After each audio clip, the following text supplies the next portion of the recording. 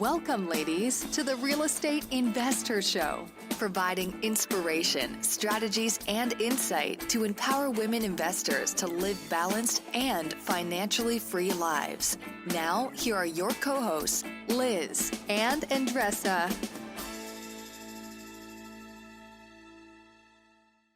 So in today's episode, ladies, we have Dana Dunford. She is a tech whiz, and we got into so many great things around self-management. And I know some people run from self-management, but we talked a lot about how to actually be successful, right? And in self-management. And one of the things I think was most helpful was really taking the emotions out of our decisions. And she gives some great, ideas and ways of thinking about that to our listeners during this episode.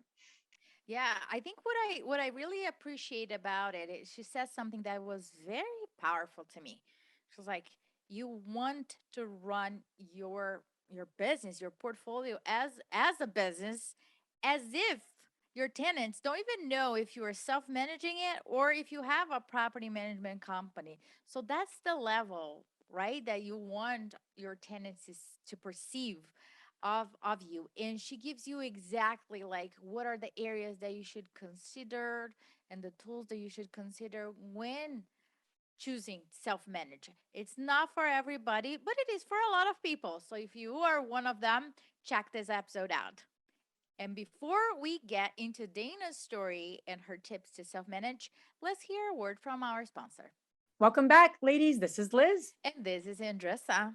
Welcome back to the Real Estate Investor Show, where we are on a very big mission, right, Andressa, to empower women to live a financially free and balanced life. And we don't say that lightly because it's every day is a little different. There's a lot happening in all of our worlds. So just to say, well, I'm financially free and it's balanced perfectly all the time is complete nonsense. We know that.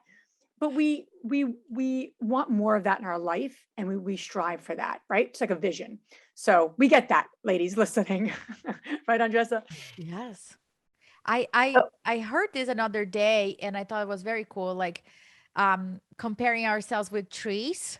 So we do expect the trees to produce fruits and the entire year. So why do we expect us to produce every single day when the weather changes or when circumstances change? So I was like, oh, that's a very cool, expectations. We change as the seasons change in our lives, like the trees. I So like that. I like that. And it's an evolving mechanism. So Dana, thank you so much for being on our show. We're so appreciative of you joining us today, joining our community and our podcast community, and just sharing your knowledge with us. So thanks so much for being here. Yeah, thanks for having me.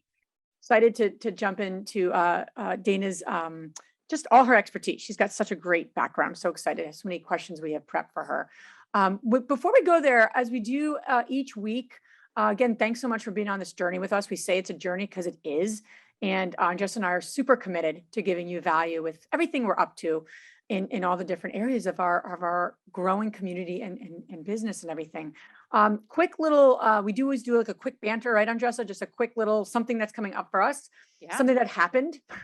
What happened? Something What happened? Lots of things happening. I don't know about you, personally, professionally, all really good things. But I wanted to share a quick event that we spoke at recently, and it was a very large group of agents. And we spoke, and we asked the crowd how many women invest in real estate. These are all pretty seasoned agents too. And about 10, 15 hands went up. And that was very telling for us. I was quite honestly very surprised, and like, whoa, these are real estate agents, right? These are women who are very successful agents, and yet just a handful of women are actually building their own wealth. So, as Andressa and I have evolved, just this year, we actually launched an Investor EXP team for the very reason, so we can help women grow their agent business and grow their wealth and their portfolio. And it's just really important for Andressa and I, not just to grow our business, but to really help women grow their wealth. That's what we're about beyond anything else, quite honestly. And I just really excited by that. A lot of women don't know we're doing this. So if you're looking to change brokerages or you want to grow your agent business and your wealth, learn more about what we're up to. You can check it out on our website. We have a great partner in this endeavor, Jonna Weber. Just wanted to mention that because, like I said, so many women were so committed to helping you grow your wealth, and it looks so differently to so many women, and we are just so committed to that. So I just wanted to mention that, Andres, if you have anything to add. Yeah. I think I was very surprised, and I had conversations with them, and I was like, help me to understand. So do you work with investors? And say, yep. It's like, so you see it, you see them buying it, you see them selling it, you see them renting it. It's like, yeah, I am the seller's representative as well. I was like, so you know how much was made? He's like, yep. I was like, so what it is that is holding you back? I think that's the answer, the most common answer. I don't feel confident going in by myself. Yeah. I feel that I already have too much on my plate. And Liz and I thought for a long period of time, like, it's not making rational sense, but knowing something does not change something.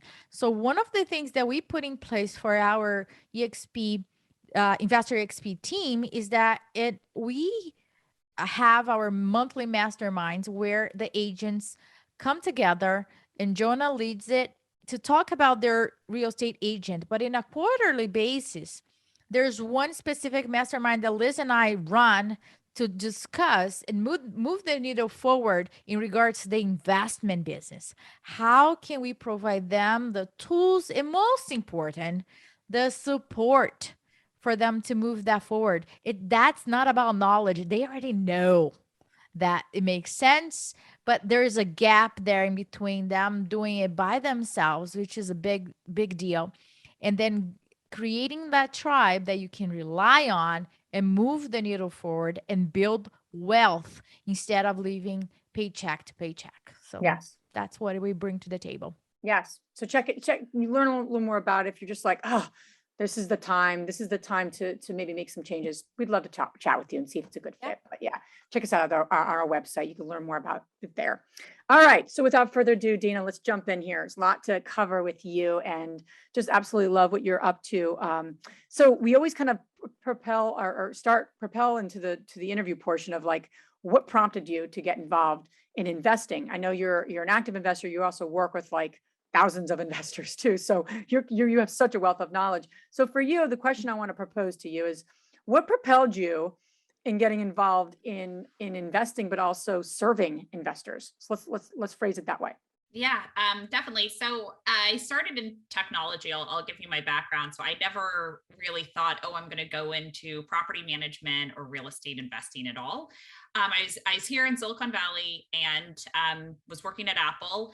And I actually saw my sister and brother-in-law do really well off of their real estate investments, which actually was my brother-in-law, not my sister, who was the impetus of it, where they had a lot of work-life balance from investing in real estate, and also did really well off of it. And from that perspective, I had said, I want to get involved in real estate, which now obviously my husband and I are investors, but I don't want to have to get involved with all the day-to-day management. That sounds like a nightmare.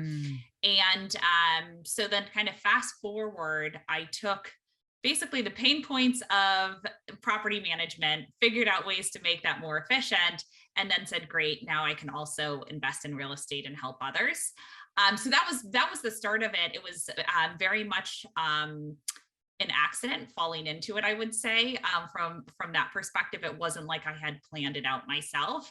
I was at a turning point, which I think a lot of people are when you're in business school, where you can go back to where you are. So I had offers both at Nest and Apple to go back to those companies. And Nest was acquired then by Google. So I'd been working at Google or kind of venture on my own. And that is where I took that road that actually is quite frightening. And I did it all the wrong way. But I took that road of, let me actually do something else, but apply my knowledge and expertise of technology to real estate investing, which I think has helped overall.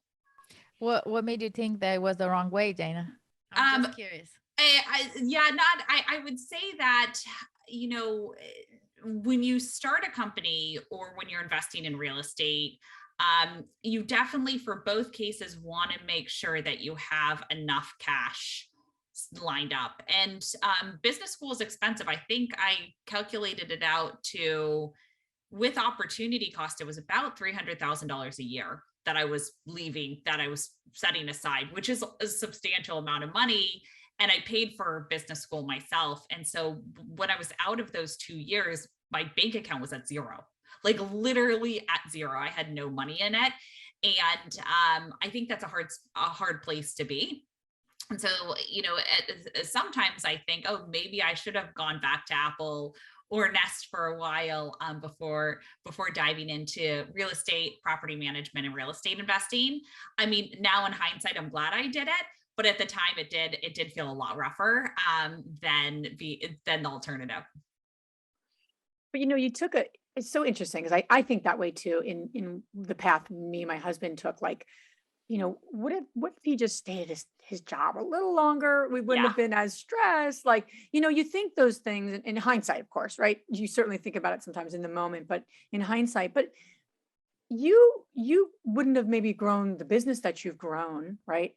The way you did had that not happened the way it did, right? And I think someone told me that once, and I was saying something, oh, it took me a lot. It's like you wouldn't have had those experiences, and you're not be able to help other people if it all kind of went as smooth as you quote unquote thought it should have went, And I'm like, that's a really good point, So for your journey, you start this business, you're working with so many landlords, Yeah. and who are self-managing. I think the statistic you said, right, is like 72% of rental properties are self-managed, which is like so high. I didn't know it was that high, to be honest with you.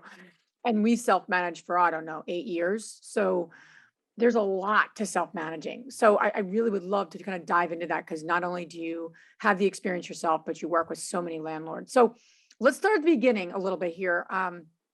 Why do you think it's so hard for people to successfully self-manage? Well, I think every real estate investor is considered an SMB, small, medium-sized business, and typically on that small side. And when you look at just stats of small businesses around the US, it doesn't matter what it is, if it's a restaurant, if it's a clothing store, or if it's someone who's a landlord. When you look at small businesses, there's one trend that you see across all of them.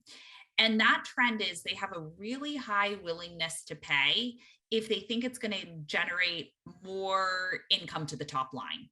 And so what I mean by that, if they think they can get another tenant into the property for more money, right, like for a higher price, they'll do that. So they'll do that renovation to increase the rental rate. But when it comes to operations, the day-to-day operations, they have a very low willingness to pay and try to do everything themselves for that reason. And so they're not investing in the infrastructure to like be more passive.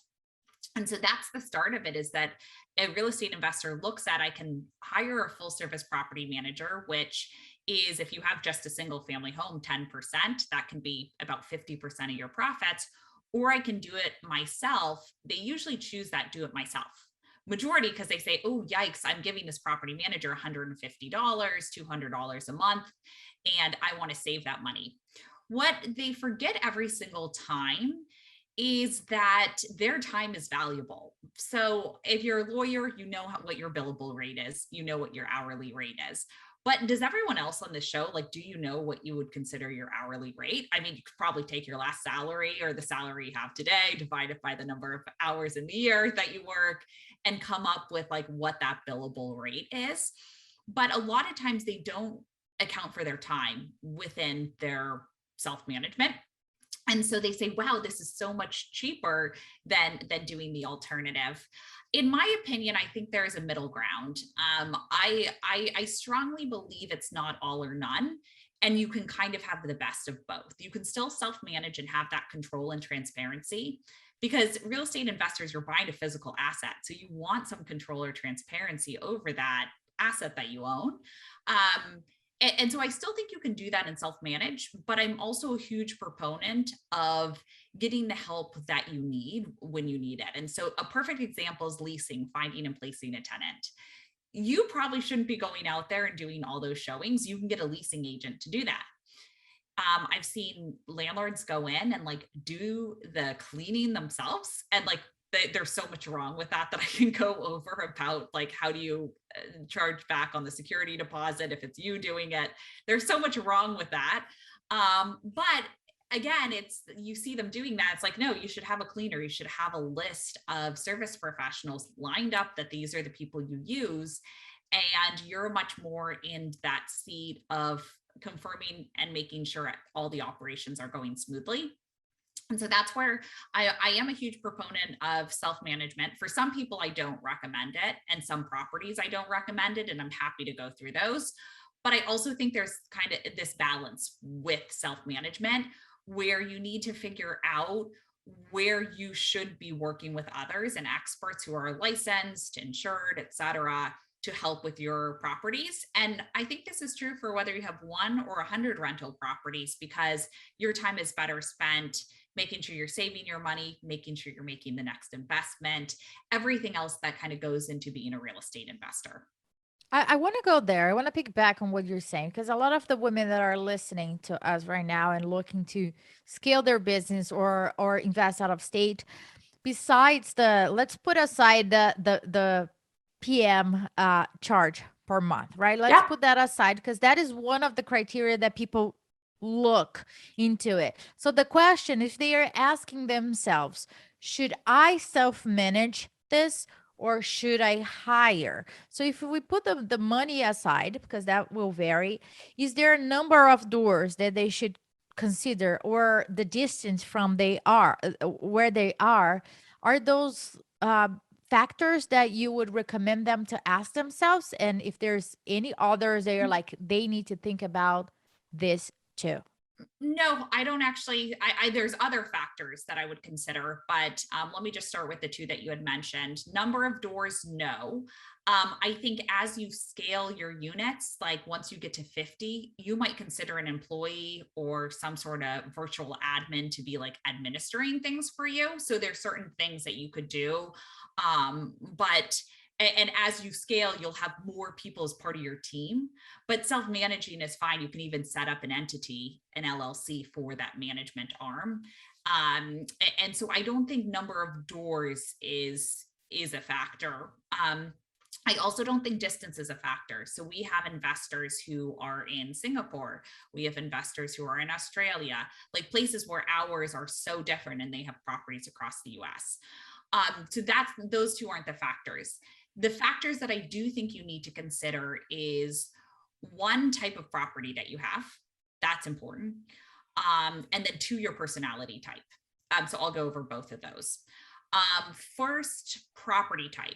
So if you're investing in an area that's a D class or low C class neighborhood, where the tenants still have checks picked up by mail or sorry, by hand. Paper bag? Or yeah, they've got cash. I've gotten rent in paper bags before, God. just so you all know. Yeah, the paper bags, exactly. If you have that, if you're having to go over constantly to check on the place, if there's a much larger level of involvement based on the property type, that's where I think you should hire a full service manager who's local, who like literally drives the neighborhood every week, every day, whatever it may be. I think in those particular instances, it's not wise for you to self-manage.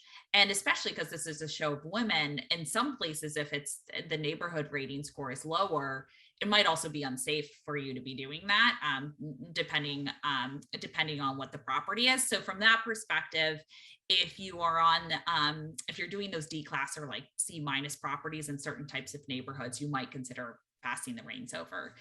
The other times that I tell, and women are better at this because they're better at multitasking and they're better with operations, I find. But there's a lot of real estate investors, we say you shouldn't self-manage and you should get a full service property manager, like a traditional one. And those are ones where they aren't very good at operations. In other words, the types of people who like never open their email, aren't really good at like figuring out task management. They're kind of aloof in that sense. Like they like are away for like 3 months and then they check their email and they're like, oh, maybe I'll get back to this. If you don't have any good project management or operations skills, you're really going to do a disservice to your tenants who are your customers and to your asset and your cash flow, right?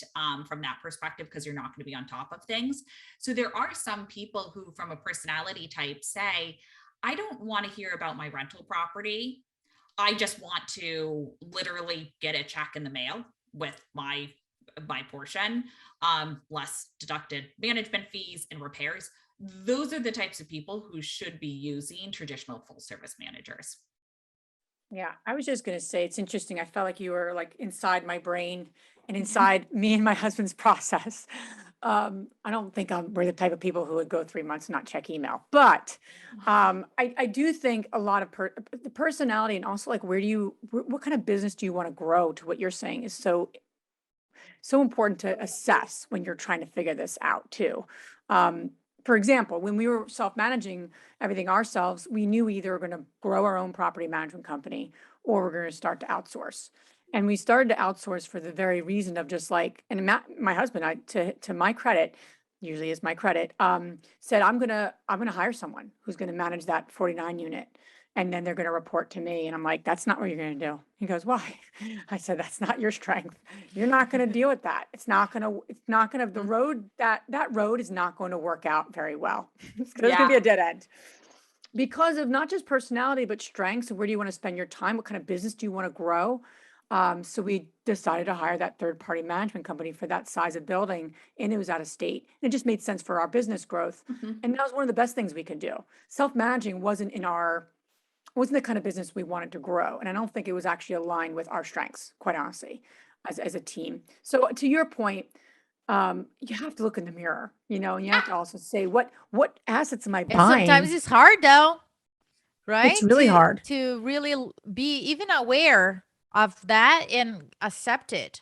Well, we honestly think about the other road, right? We could have convinced ourselves. We had a team. It wasn't like we're running this slapjack company. We as process or as lack of processes as me and my husband are, I actually put a manual together on property management. I mean, you'd be proud of me, Andressa. It was all Oh my like gosh. it was like I in this love big it. fat binder, but I actually put a whole life cycle for the tenants.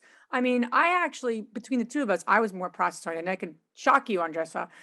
But that was I'm in my proud of you. I'm like, I knew you had that little seed I inside have a you. little seed in me, but it's not our core genius. And I think that's the bigger question, Dana, you're making a reference to. And I think it has to do with what kind of portfolio you're looking to build. I mean, Yep. there's so many people who self-manage and they keep most of the money. And because of the size of property, everything, it just works. Other people, it's like, okay, this is going to be the worst thing I can do. So to your point, personality, type of asset, and type of environment, I think are great criteria to go.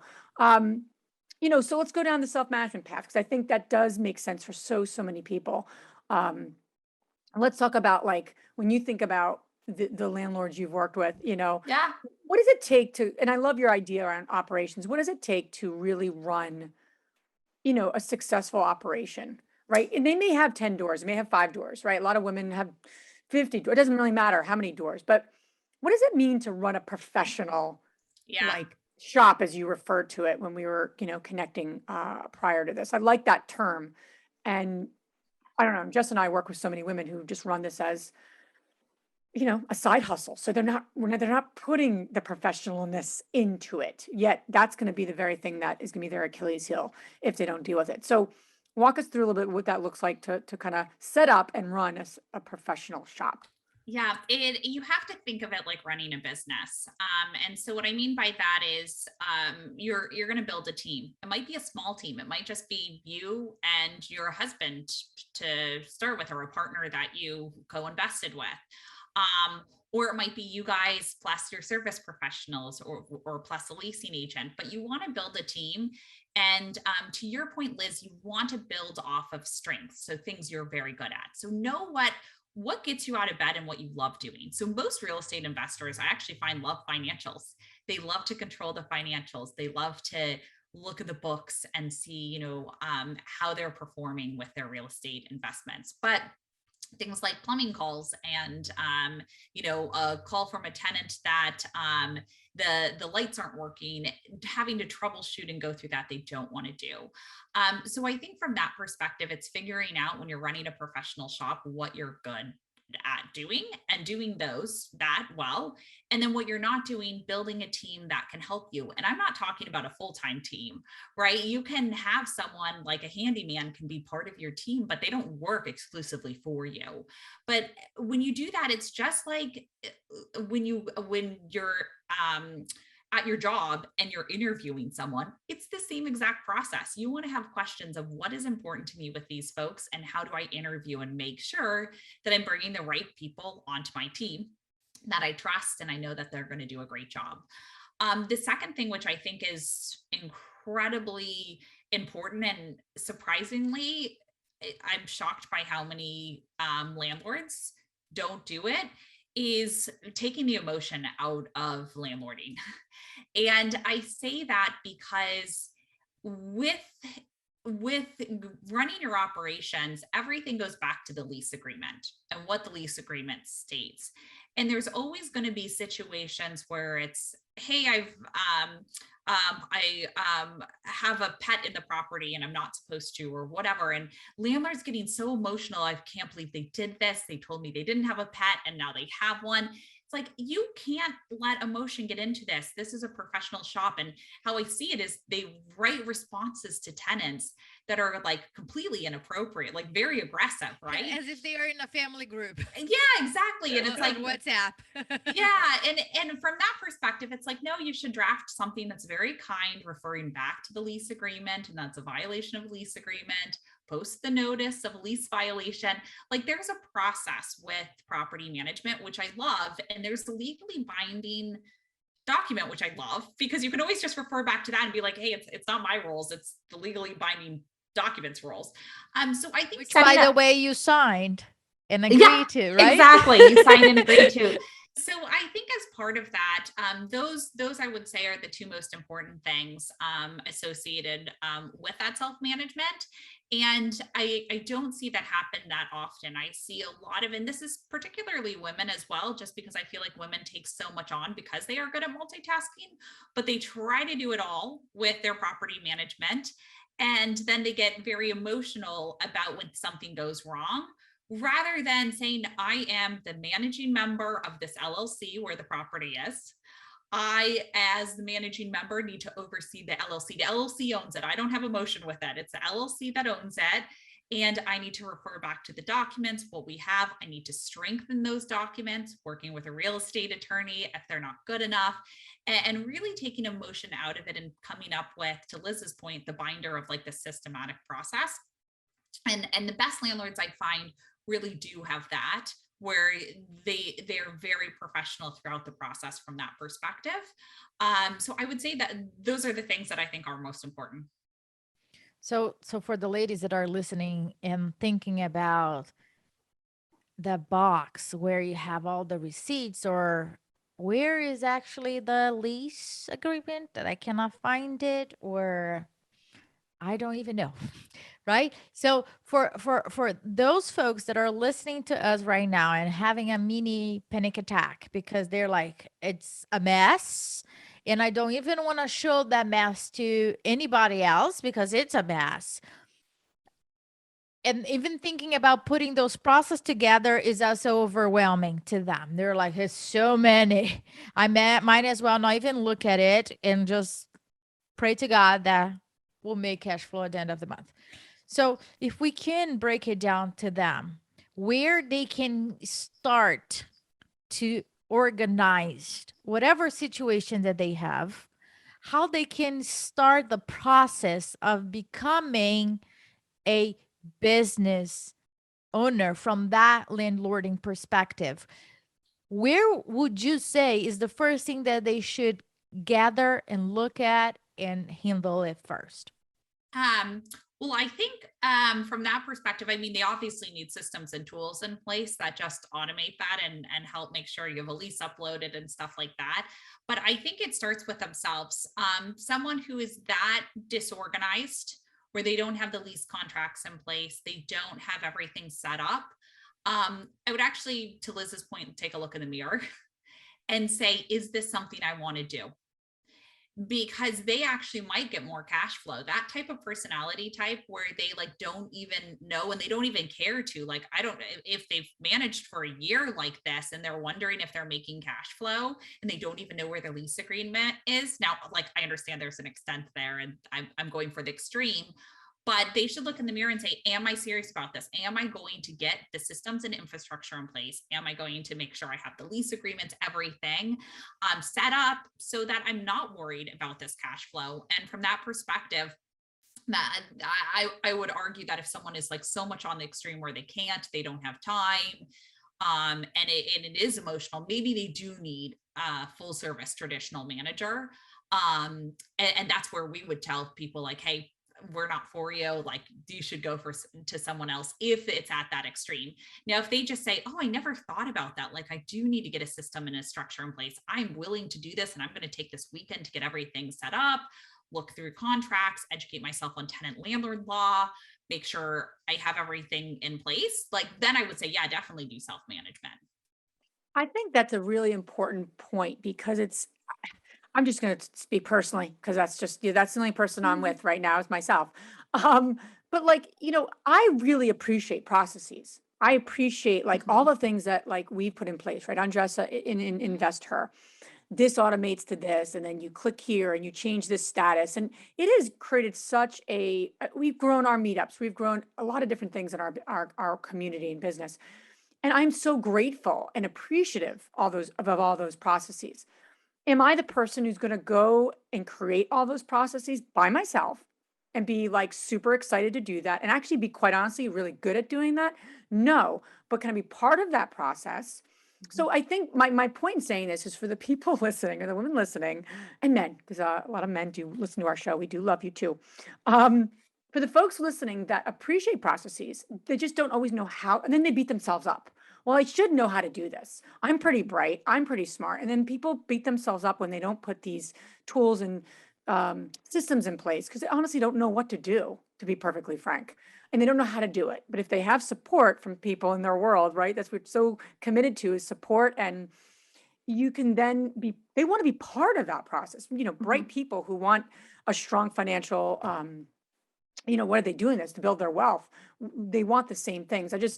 They don't give themselves enough credit where they can contribute and also allowing other people to help and getting those pieces in place. Don't beat yourself up for not doing. I did that for a long time. I'm just speaking personally. I'm like, I should know how to do this. I'm a bright person. I went to Penn for graduate school. I should know how to do this. What a moron. Like, and I would have a lot of negative self-talk. This can't be that complex, but it's not my forte. And I have to let go of that. I can't be good at everything, and I think that's a hang up for a lot of women who are not naturally process oriented. They want it, they just don't know how to put it in place. So we need to allow ourselves to get help and B, allow ourselves to know what we don't know and do what we need to do with others so we can put those pieces in place. I don't know, Andres, if that makes sense with what you've seen on your end, because you and I are so different too. Yeah, I think it's just a matter of there's no right or wrong here. It's like what does it fit, as you're saying, Dana? Like look in the mirror. That's the time. Is this something that I even want to do it? Am I enjoying it? Am I capable, willing to do the work? Because the content, the educational piece is available, right? Dana, you guys focus a lot into teaching it and walking. So it's just a matter of, do I want to learn that? Do I want to take it over and self-manage? Because I think and I want to hear from you, Dana. You're the expert on this. Self-manage, I think that you can break down in two parts, right? Self-manage, like sloppy self-manage. Yeah. And then the professional self-manage. And I think we are talking here about how can you truly successfully self-manage a property, which looks very different from the common perception of you do the way that you think. Yeah. Oh, that's just my way of doing it. Yeah. And if you professionally self-manage, your tenants, who I consider as your customers, will think that you are using a full service professional manager. Like that is the extent of what self-management successfully looks like. And I actually, just to add on to your point, sometimes also people have the wrong properties for them. So like, I'll give you an example of a recent situation where we had a real estate investor from LA, and I won't name names, but she had a property in Columbus, Ohio, and it was a much lower income. It was giving her so much stress. I mean, shootouts outside, all these types of things where she just said, I want to get out of real estate 100%. I'm out of this. This is too much. I'm going to take this money and put it into something else. One, there were problems with organization and stuff, but two, I think it was that point that you had mentioned, she didn't know what to do next. And what I told her is, hey, this is a duplex. You should do a 1031 and get a property that's much better for you to manage. It's much more controllable without so many variables and situations if you want to self-manage.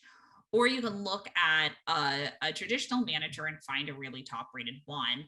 There's no reason to get 100% out of real estate, especially right now when real estate's such a hot asset class and like inflation's going up. Like there's so many reasons to get involved in real estate. Don't jump out of it, but do look at what you can do to improve the process. And it might be exchanging the property for another one, or it might be going through and saying, I do need to pass the reins over. And so there's no kind of one size fits all. I do see though, because mass market, like majority of real estate investors self-manage, I don't think that's going away. It's just how do you make it more efficient and better and provide the resources, tools, and to your guys' point, what you do, support to allow them to do that. I think that's where it's very beneficial, and you can set up a professional shop with self-management. Yeah, I love that. You also talk really about aligning incentives. Can you explore that a little bit more or share that a little more? Meaning like incentives with your team, incentives with your tenants, or incentives with like, or even just your service providers, right? The handyman, the plumber, the electrician, all the people we're going to need to hire, and we have hired. So curious to get your insight into that, because I'm sure you see a lot of that on the work you do. Yeah, I'll give you a couple of examples. There's a lot which we won't have time to go over, but let me give you an example with your tenants. I've seen so many self-management, so landlords, DIY, who go out and they tell their tenant at the end of the year, I'm raising your rent, or whenever the lease is up for renewal, I'm raising your rent by 5% next year, and here's the 12-month lease. A tenant suddenly gets emotionally 5%. Oh my gosh, I'm struggling here. There's like this emotional, I can't believe they're doing this. And what's really interesting about it is you want to align incentives and have the tenant select the option that is best for them, but also best for you. So let me give you an example. You could say, hey, I'm raising rent, or maybe let me, because I don't want it to be too extreme. Maybe the case is I'm raising your rent by 2% for this 12-month lease. It's like, wait, you're raising my rent? I've been a great tenant. I help fix everything. How could you raise it by 2%? But think about it this way. You go to your tenant and you say, okay, we're going to do the lease renewal. You have two options. You could do a 12-month lease at 2%, or if you want to stay month to month and have that flexibility, we won't lock you into full 12 months, but you're going to have to pay, it's a 5% increase or 6%. Now you have to worry about state regulations and county regulations. Suddenly for a tenant, you've given optionality, where suddenly that 2% doesn't seem so high anymore, when the alternative is a 5 to 6% increase for month to month. And so there's certain things, and now not all situations you should offer month to month, but there's certain situations where you have to put yourself in the shoes of the other person and say, what would make it where this looks like a good deal for them? So that's an example with tenants. An example with service professionals and aligning incentives there is making sure there's a lot of times with pricing where suddenly there's this dispute of like, wait, I can't believe they charged me for this. How could they do that? I can't believe they upcharged me on this, on the materials. I didn't realize they upcharged 10%. Having transparency up front and knowing with your service professionals what they're charging, making sure you're fair. Like, hey, if you show up and the tenant's not there for the service, you can charge your $69 service call rate or whatever their service call rate is. And we are going to back charge it to the tenant, and making sure the tenant's aware of that if they've scheduled it. we're still going to be fair to you on that, but no upcharges on materials. So really making sure that all these incentives are aligned where you're not having like price increases based on like materials being more expensive, or them not having an incentive to find cheaper materials because they get more if they're charged more. Certain things like that. It's the same with your tenants. You want to make them understand your logic and then meet them halfway and give them that optionality. And the same is true with service professionals. So there's a lot of times where I think there's strategy involved there to really think about like, hey, let me put myself in the shoes of the other person and understand like, why do they upcharge on materials? And like, maybe there's a better way to structure it so that they don't upcharge on materials, or there's a limit to that, or whatever it may be. As a side note, we don't work with service professionals typically who upcharge. That's very rare case. But certain things like that, to making sure incentives are aligned on both sides. Yeah, that's great. That's great, Dana. I think it's interesting. We start talking about self-management. We talk about strategies and tips and suggestions. There's so many, but I love the theme of this episode in a lot of ways is like, in a lot of ways, it's just looking at yourself in the mirror, seeing what you can own and not own. And I love what you're saying right now is like, if you have all these customers, right? Your vendors, your team who might be leasing a unit for you, the electrician, your tenants, your banker, right? The people that are financing your deals. So we have all these constituents as investors. We don't think of it like that, but they are. They're like we're like politicians, and these are constituents in a sense. And we have to like put ourselves in their shoes. And I love that. I love that concept, and I love that reminder, because we can get really caught up in the grind of the issue at hand versus like, let me put myself in their shoes. Yep. And how do I, maybe not convince them, there's no convincing, but give them options. I love that. And it's transparency. So great reminder for seasoned people that are self-managing as well as experienced, because I think that we overlook that and we're looking for like that next strategy, that next cost saving strategy. The cost saving strategy is to keep the people happy and to do that in a way that's a win-win. Love that. So, Dina, where can the ladies listening learn more about you and all the cool things you're doing with lots of landlords? Yeah, definitely. I work with landlords on self-management, helping them self-manage, but build that team. So it's such things as 24/7 repair coordination if you need them, introducing you to leasing agents. Easiest way actually to get a hold of me is email. My email is Dana, DANA @hemlane.com, HEMLANE.com. You can also check out our website, Hemlane. You can type in Hemlane Property Management and check out what we do there. But if you want to get directly in touch with me, I'm much better with email than phone or social media. That's awesome. All this information you guys can find on our show notes. Dana, now we're going to transition to our fabulous 3 questions. And the first one is, what's the most transformational book you ever read? Okay, so transformational, there's a lot. The book that I really like that makes me think, especially in today's day and age, is Lexus and the Olive Tree by Thomas Friedman. And the reason I bring that one up is I think there's a balance between culture as well as globalization. And the more that it's easier for you to invest in properties in different areas where it may not be a culture that you're used to, there's the benefits of that, but you also have to make sure there's a balance. And so I find that book just to have a lot of parallels today, what we see in the political system, what we see across the globe. And there's no answer, but it's really good to think about it and see the balance there. Awesome.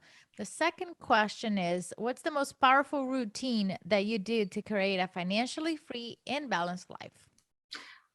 Okay, so this isn't a routine, but it's a tool that I think everyone should download. I mean, there's a lot of routines I do, but there's something in my Gmail inbox that's Boomerang. And basically every time I send someone an email and I ask them something. So I say like, hey, Liz, really excited, that you want me on your podcast. Let me know what the date is. I always say if there's no reply in 4 days or whatever, send it back to the top of my inbox. That way I don't have to have task management elsewhere to be like, remember to see if Liz followed up. And then like, if they didn't check it off, it just comes back to my inbox. Hey, Liz, let's make sure now, Liz, you got right back to me. But it just helps with project management from that perspective. And I think if you're looking at new deals and stuff like that, if you're looking at service professionals and contractors for property management, I think it's really important because you can just send something right back up and be like, oh yeah, I need to hear back from that handyman. Sometimes people get busy and things get lost. So it's really good project management. I do it with my text messages as well. And the last question is, which woman, famous or not, has inspired you the most? Can I give two? Yes. Go ahead. Okay, great. The one that I love is Jacinda Ardern. She's the Prime Minister of New Zealand. First of all, I felt like I love her so much. I gotta say it. She handled COVID really well for the country. On top of that, I think she leads by example and has a personality that you want that personality. She's so kind and nice, but also incredibly smart and witty. And then she's also someone that you see has a balance in her life, and balance from the perspective that she also had a kid while she was in the office. She was the second prime minister to ever have a child in office. And so I think there's a lot of things that women can be inspired by. I follow her on Facebook and Instagram, and she's posting every day. She's so real. She's just a human. Mm-hmm. And she uses the means that other people use, like social media, to let you know what's going on in government every day there. And I think the US could use some more examples like that. So that's the first one. The second one is obviously my mother. That's probably one you hear from others. She leads the National Academy of Sciences. She's the first woman to do that, but she's also been the first woman to do a lot in science. So she's also someone who inspires me every day. That's so great. I love it, Dana. And I know you've had a lot of first women, different stories. We have to have you back on as like a part 2 of some really cool stories we didn't get into this time around. But thanks so much for being on our show. Thank you for sharing your knowledge with us and our community. And we appreciate your time. Great. Thanks so much for having me. Thanks so much, Dana. If you enjoyed this podcast and want to receive updates on our next interviews, go to our website, therealestateinvestor.com. There, you can subscribe to our show, become part of our investor community, and get updates on upcoming episodes. If you like our show, please share it with other women who would benefit. And don't forget to leave us a rating on iTunes. We'd really appreciate it. And as always, we encourage you to take one action as a result of today's show and put it into motion, so you can live both a financially free and balanced life. Thanks for spending time with us. Ciao.